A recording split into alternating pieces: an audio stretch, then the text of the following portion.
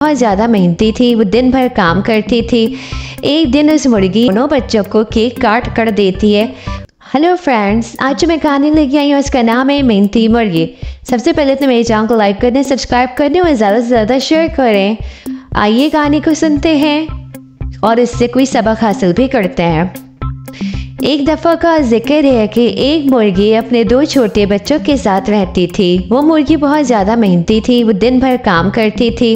एक दिन उस मुर्गी ने अपने बच्चों के लिए केक बनाने का इरादा किया। वो अपने बच्चों से कहती है कि तुम लोगों को पता है मैं आज तुम दोनों के लिए केक बनाऊंगी।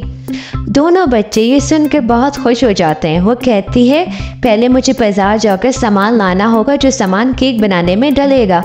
उसका छोटा बच्चा कहता है मम्मा जल्दी आना और जल्दी से बनाना, जबकि बड़ा बच्चा बहुत मेहनती होता है। वो अपनी माँ की हेल्प करने के लिए उसके साथ चला जाता है। वो दोनों सामान लेकर घर आ जाते हैं और मुर्गी केक बनाना शुरू करती है।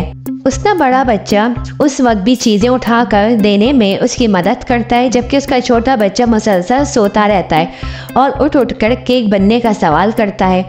आखिरकार इतनी मेहनत के बाद केक बन जाता है और उसका सुस्त बच्चा फौरन केक खाने सबसे पहले आ जाता है। मुर्गी दोनों बच्चों को केक काट कर देती है।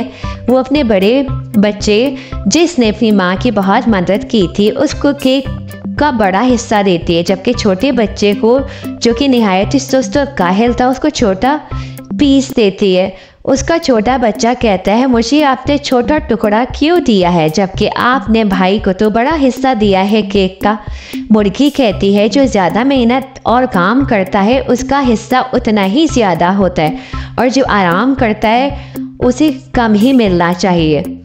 प्यारे बच्चों, इस कहानी से हमें ये सबक मिलता है कि जो लोग ज़्यादा मेहनत करते हैं उनको ज़्यादा चीज़ें मिलती हैं। तो इसलिए हमें चाहिए कि हम मेहनत करें। सुस्त और काहिल इंसान को कोई भी पसंद नहीं करता, जबकि जो मेहनती लोग होते हैं उन्हें हर कोई पसंद करता है और उन्हें हर कोई हर चीज़ ज़्यादा भी देता है।